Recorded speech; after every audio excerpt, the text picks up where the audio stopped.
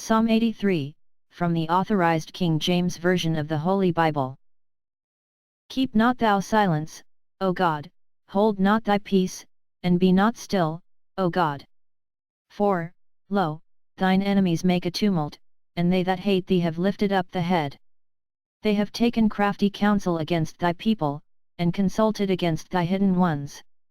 They have said, Come, and let us cut them off from being a nation, that the name of Israel may be no more in remembrance.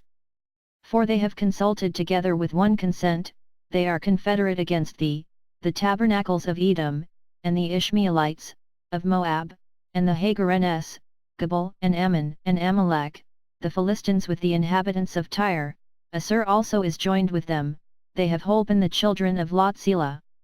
Do unto them as unto the Midianites, as to Sisera, as to Jabin, at the brook of Kison.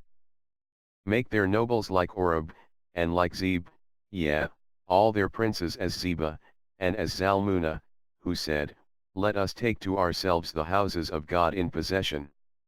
O my God, make them like a wheel, as the stubble before the wind. As the fire burneth a wood, and as the flame setteth the mountains on fire, so persecute them with thy tempest, and make them afraid with thy storm. Fill their faces with shame, that they may seek thy name, O Lord. Let them be confounded and troubled forever, yea, let them be put to shame, and perish, that men may know that thou, whose name alone is Jehovah, art the Most High over all the earth. This concludes the psalm reading. May God bless you.